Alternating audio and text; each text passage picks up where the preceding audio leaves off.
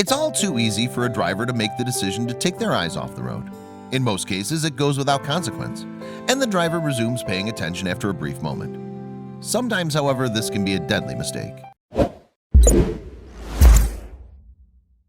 For 19-year-old Angelina Holloway, the temptation to look at her phone while driving proved to be too much. She sent a text to her boyfriend seconds before dying behind the wheel. And when her last message was uncovered, it galvanized a local campaign that would touch drivers everywhere. Before her accident, Angelina apparently lived an exemplary life. The teenager thrived while helping others. She volunteered in her church's children's ministry and hoped to study psychology at Southeastern University, a Christian institution in Lakeland, Florida. Angelina's penchant for public service likely inspired her to sign up for a missionary trip to Uganda just before her accident. She'd learned that she'd earned a spot on the international scheme. It was all part of her plan to see the world. And the 19-year-old seemed to be doing well in her home life and at work. She'd started dating a new guy and had begun working at a local restaurant, Sonny's Barbecue in Bushnell. On April 18, 2017, she finished an extra long shift at the eatery before heading home. She'd called earlier and said she was working a double. Angelina's mom, Marveline Corlett, told the Citrus County Chronicle, "I said, okay, be careful, I love you." And she said, "I love you too." And she left work around 2 p.m.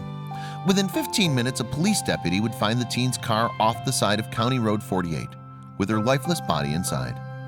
According to her mother's recollection, the police believed that the 19-year-old had been driving too fast and had come off the road at a bend. She had then whipped the wheel, perhaps in an attempt to dodge a tree in her path.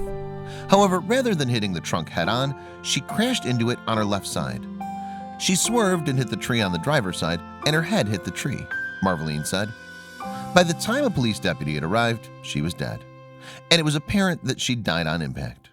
In the wreckage of the crash lay a piece of evidence that indicated just why Angelina's young life had come to an end. When I found her phone the next day, it was in the rubble in her car under everything, Marveline told the Daily Mail. On that phone was a time-stamped message that painted a clearer picture of the last minutes of Angelina's life. At 2:11 p.m., while she must have been driving, she sent her boyfriend a text. With the benefit of hindsight, the sentiment it conveyed was heartbreaking. "I can't wait to see you this weekend," she typed into her phone. Just minutes later, at 2:15 p.m., a police deputy discovered the crash site.